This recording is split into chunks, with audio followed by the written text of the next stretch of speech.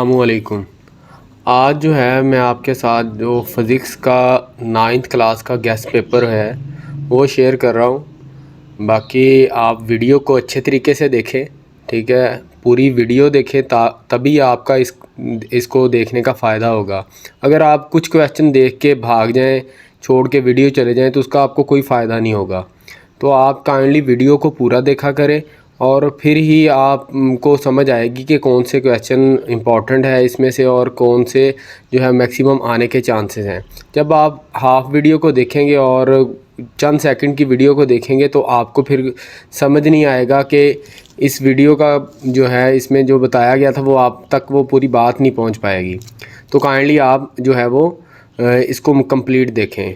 बाकी new updates के लिए बाकी जो गेस्ट पेपर हैं बाकी बुक्स के उनको हासिल करने के लिए आप चैनल को सब्सक्राइब करें, बेल आइकॉन को जो है वो क्लिक करें ताकि आपको जो टाइमली जो है वो गेस्ट पेपर मिल सके। चलें स्टार्ट करते हैं हम। ये भी मैंने चैप्टर नंबर की वाइज जो है वो आपके साथ शेयर कर रहा हूँ। जैसे मैंने लास्ट गेस्ट पेपर आप लोगों के साथ शेयर किए थे, अल्हम्दुलिल्लाह उनमें से काफ़ी सारा जो मटेरियल था वो आपके पेपर में आया भी है। आप उनको चेक भी कर सकते हैं जिन लोगों ने वो गेस्ट पेपर देखा था। तो सबसे पहले हमारे पास चैप्टर नंबर 1 है, ठीक है, फ़िज़िकल क्वांटिटी एंड मेजरमेंट्स। इसके जो शॉर्ट क्वेश्चन हैं, ठीक है, आज बेसिकली हम शॉर्ट क्वेश्चन को डिस्कस करेंगे और साथ में इंशाल्लाह नेक्स्ट जो वीडियो होगी मैं वो लॉन्ग क्वेश्चन की भी आपके साथ शेयर करूँगा, वो भी आपको मिल जाएगी जल्दी। तो पहले चैप्टर के अंदर जो इम्पोर्टेंट क्वेश्चन है वो है डिफ़ाइन बेसिस क्वांटिटीज़, ठीक है। बेसिस क्वांटिटी जो है उनको डिफ़ाइन करना है। और दूसरा है write on rule to find the significant digit, ठीक है। ये बड़ा अहम क्वेश्चन है, इसको मैं हाईलाइट भी कर देता हूँ। ये आपने अच्छे तरीके से देख के जाना है। उसके बाद है define basis quantity and unit, ठीक है। ये ऊपर वाला है, इसमें अब दो तरीक़ों से ये क्वेश्चन पूछ सकता है, ठीक है।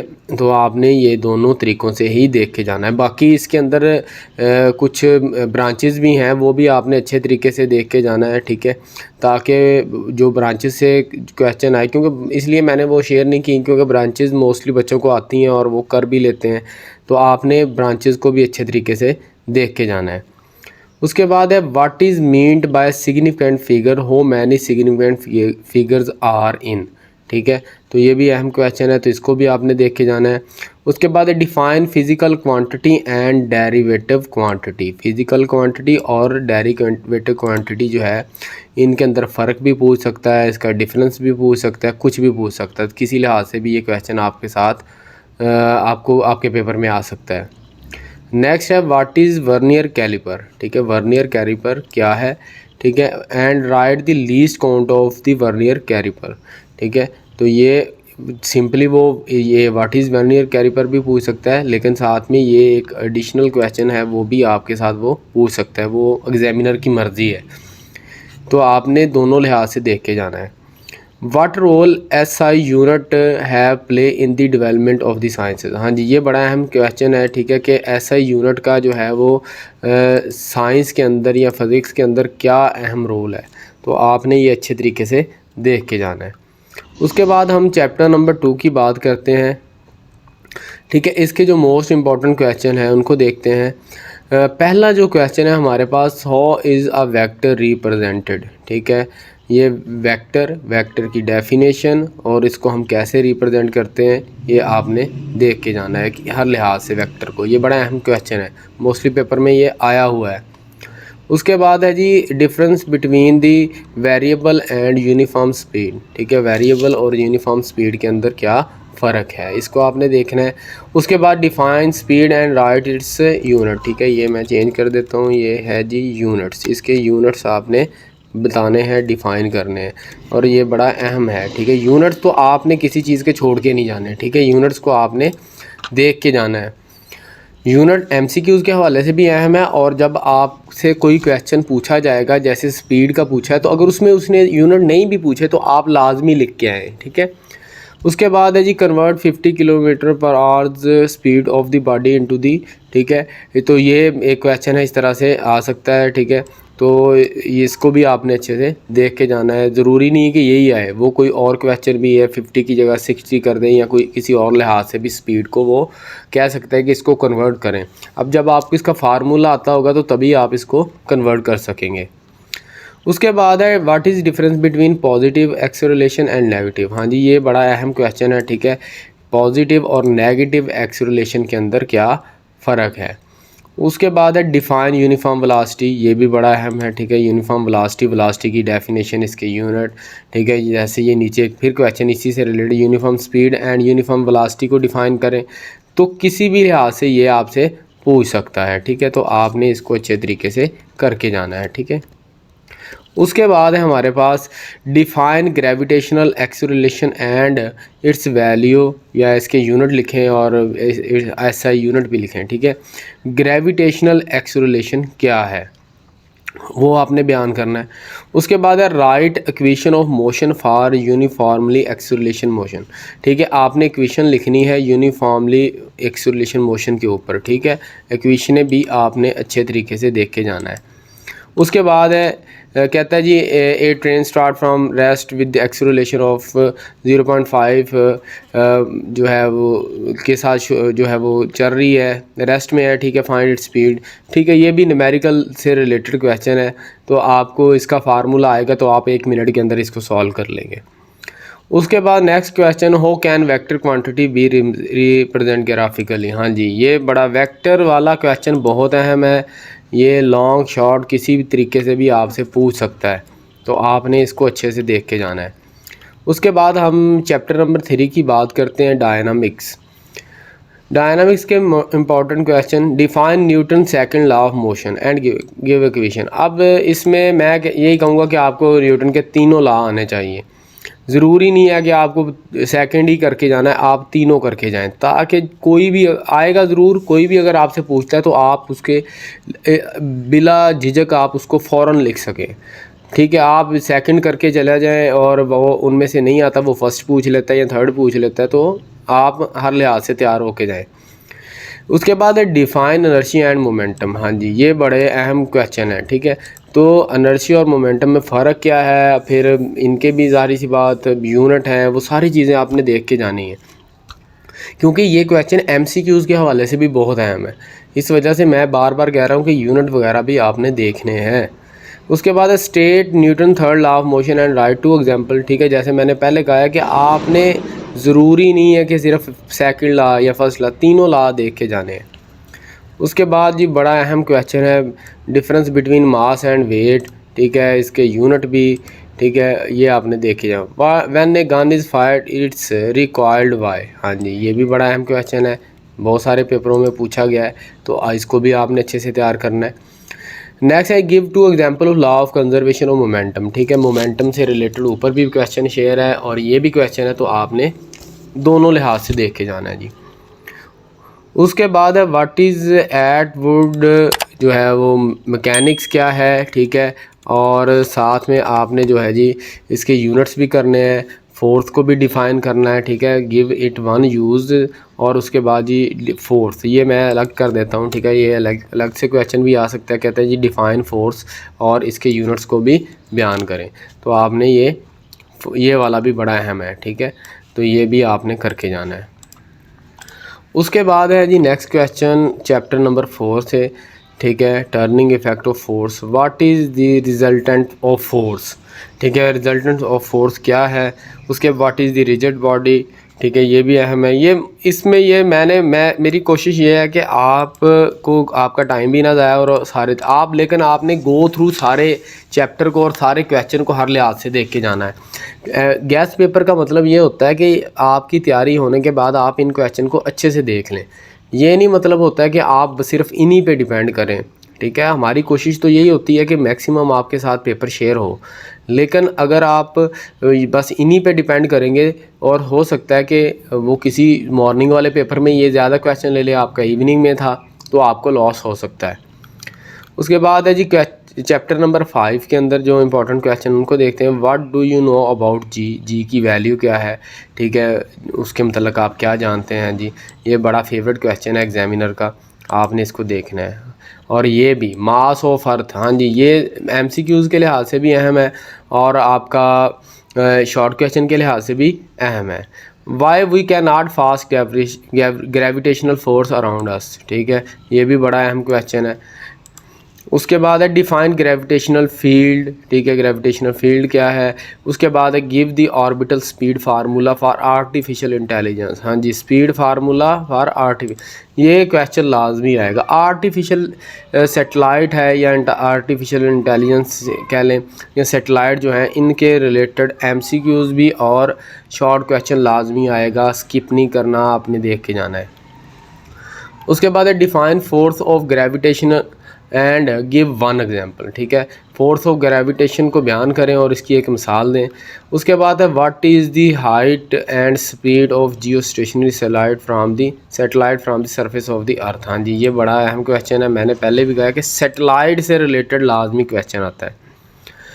State the law of gravitation and right it's formula, हाँ जी ये भी बड़ा अहम तरीन क्वेश्चन है, आपने लॉ ऑफ ग्रेविटेशन को बयान करना है और उसका फार्मूला, जैसे मैं पहले भी कह चुका हूँ कि फार्मूले यूनिट्स आपने नहीं दे छोड़ के जाने, क्योंकि फ़िज़िक्स जो है ये इन्हीं चीज़ों पे डिपेंड करती है और इनके बगैर लिखे बगैर गुजारा नहीं होगा। उसके बाद है हमारे पास जी chapter number 6 work and energy. इसमें हम देखते हैं कि इम्पोर्टेंट क्वेश्चन कौन से हैं, ठीक है जी। सबसे पहले हमारे पास है जी डिफ़ाइन वर्क, ठीक है, वर्क क्या है इसको आपने डिफ़ाइन करना है। व्हाट इज़ SI यूनिट और इसके यूनिट भी बयान करने हैं, हाँ जी ये बड़ा अहम क्वेश्चन है वर्क के मतलब इसके यूनिट। उसके बाद है जी define kinetic energy and derive its relation. Kinetic energy क्या है, पोटेंशियल एनर्जी क्या है, ये दोनों ही बड़े अहम क्वेश्चन है, ये आपने नहीं छोड़ने, ठीक है। पोटेंशियल एनर्जी भी है, काइनेटिक, नीचे ये पोटेंशियल एनर्जी भी है, तो आपने इसको भी और काइनेटिक एनर्जी दोनों को देख के जाना है। उसके बाद है ये क्वेश्चन है mechanic does 4 joule of work in 2 second calculates work, ठीक है, तो आपने इसका वर्क जो है वो काउंट करना है, वर्क का फार्मूला लगेगा और फिर आपके पास जो है उसके यूनिट वगैरह और सारा कुछ आ जाएगा। उसके बाद है define energy give 2 type of the mechanical energy. उसके बाद जी डिफाइन यूनिट ऑफ वर्क, हाँ जी मैं पहले भी कह रहा था कि ये क्वेश्चन बड़ा है मैं, और देखें ये उसने दो तरह से, मतलब इस तरह से वो अकेले यूनिट भी पूछ सकता है 2 नंबर के, ये तो बड़ा इजी सा काम है यूनिट वाला, तो आपने अच्छे तरीके से तैयार करके जाना है। What is meant by the efficiency of A system, ठीक है, एफिशिएंसी ऑफ ए सिस्टम से क्या मुराद है। डिफाइन पावर एंड वाट, सबसे अहम और एग्जामिनर का फेवरेट क्वेश्चन, ठीक है, ये आपने लाजमी देख के जाना है। हाँ जी व्हाट इज़ मैग्मा, हाँ जी मैग्मा क्या है, लावा क्या है, ये भी बड़ा अहम क्वेश्चन है, आपने इसको भी देख के जाना है। अच्छा जी उसके बाद है जी write a brief note on the Einstein mass energy equation, हाँ जी आइंस्टाइन की मास एनर्जी इक्वेशन लाजमी लिखें, देख के जाएं, ठीक है, 1-2 दफ़ा लिख के देख लें। State law of conservation of energy, हाँ जी ये law of conservation of energy बड़ा अहम क्वेश्चन है, जिसमें एनर्जी ना डिस्ट्रॉय और ना ही हम पैदा कर सकते, इस तरह से आपने ये अच्छे तरीके से देख के जाना है। उसके बाद है हमारे पास chapter number 7 properties of matter, ठीक है, सबसे पहले मैटर की हमें डेफिनेशन आनी चाहिए। उसके बाद है व्हाट इज़ बैरोमीटर, बैरोमीटर क्या है, ये बड़ा अहम क्वेश्चन है। स्टेट पास्कल लॉ, ठीक है, ये भी बहुत अहम तरीन क्वेश्चन है, हाँ जी ये भी बहुत सारे पेपरों में आया हुआ है। Difference between stress and strain, ये आपने क्वेश्चन लाजमी करके जाना है, इसको छोड़ना नहीं है, ठीक है। Define the term pressure give its, ऐसे ये बेसिकली पास्कल और प्रेशर ये एक ही क्वेश्चन है, तो मुख्तलिफ़ तरीक़ों से पूछ सकता है वो, ठीक है, प्रेशर के यूनिट भी पूछ सकता है, प्रेशर की डेफिनेशन भी पूछ सकता है, पास्कल लॉ भी पूछ सकता है, दोनों तरीक़ों से ये पूछा जा सकता है। उसके बाद है what is meant bye elasticity and stress, ये भी बड़ा है, जैसे स्ट्रेस एंड स्ट्रेन वाला क्वेश्चन बड़ा अहम है, ये भी बहुत अहम क्वेश्चन है। उसके बाद है what is meant bye elasticity, ठीक है, इलास्टिसिटी ये उसी से रिलेटेड क्वेश्चन है, ज़रूरी नहीं है कि वो दोनों पूछे, इस तरह से सिंगल क्वेश्चन भी पूछ सकता है। व्हाट इज़ हुक लॉ, हाँ जी हुक लॉ क्या है, ये बड़ा अहम क्वेश्चन है, ये आपने लाजमी देख के जाना है। How does vacuum cleaner work, ये भी अहम है। Give 3 application of the Pascal law, ठीक है, पास्कल लॉ से मैंने पहले कहा क्या, ये आपने इसको हर लिहाज से देख के जाना है। उसके बाद है define stress and its unit, ठीक है। अब ऊपर ही ये बेसिकली क्वेश्चन हमने डिस्कस कर लिया है कि ये आएगा, तो यूनिट जो है वो लाजमी आपने करके जाने, यूनिट नहीं छोड़ने आपने। उसके बाद है यंग मॉड्यूल्स। यंग मॉड्यूल्स ये बड़ा अहम क्वेश्चन है, बड़ी दफ़ा पूछा गया पेपर में, आपने देख के जाना है। Difference between the strain and tensile of strain, ठीक है, ये भी उसी से रिलेटेड है, ये भी आपने देख लेना है, क्योंकि क्वेश्चन को, एक ही क्वेश्चन को मुख्तलिफ तरीक़ों से वो जो है वो देखा जा सकता है, पूछा जा सकता है। Write two example of application of the Pascal law, ठीक है, ऊपर भी एप्लीकेशन पूछी है, नीचे भी, यानी 2 भी पूछ सकता है, 3 भी, जितनी उसकी मर्ज़ी है वो पूछ सकता है भाई। तो आपने हर लिहाज से तैयार होके जाना है। What is meant by the atmospheric pressure, हाँ जी, एटमॉस्फेयर प्रेशर क्या है, यूनिट क्या है, ये देख के जाना है आपने। ये भी बड़ा अहम तरीन जो प्रिंसिपल वाला क्वेश्चन है, ये आपने देख के जाना है, ठीक है। ये आपने आर्किमिडीज प्रिंसिपल जो है ये लाजमी देख के जाना है। हुक्ला मैं पहले बता चुका हूँ, अहम है, आपने देख के जाना है, आएगा पेपर में। उसके बाद हमारे पास चैप्टर नंबर 8 है, टर्मिनल प्रॉपर्टीज़ ऑफ मैटर। इसमें देखते हैं जी कौन कौन से इंपॉर्टेंट क्वेश्चन है। सबसे पहला डिफाइन टेम्परेचर, टेम्परेचर की डेफिनेशन, इसके कह लें कि यूनिट, इसका जो साइन सेल्सियस, फ़ारेनहाइट्स, और इसका जो मालूम करने का तरीका है सेल्सियस टू फ़ारेनहाइट्स, ये सारा आपने देख के जाना है। हो evaporation differ from the vaporisation, हाँ जी, ये भी बड़ा अहम तरीन क्वेश्चन है, वेपोरेशन डिफर कैसे वेपोराइजेशन से। Define latent heat of vaporisation, ठीक है, ये भी इसी से रिलेटेड ऊपर वाले से क्वेश्चन है। हो temperature determinate the direction of flow of heat, हाँ जी, ये बड़ा अहम क्वेश्चन है, बहुत सारे पेपरों में ये पूछा जा चुका है। Define terminal equilibrium, terminal equilibrium क्या है, इसको बयान करें।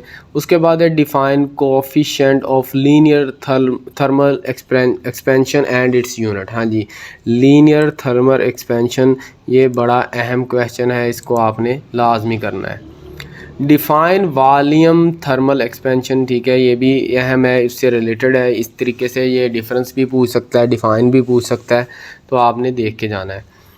उसके बाद है define latent heat of fusion, latent heat of fusion क्या है।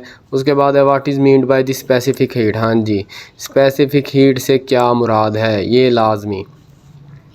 उसके बाद है हो write any two use of the thermal expansion in our daily life, daily life में इसका क्या इस्तेमाल है, ठीक है, ये आपने लाजमी देखना है।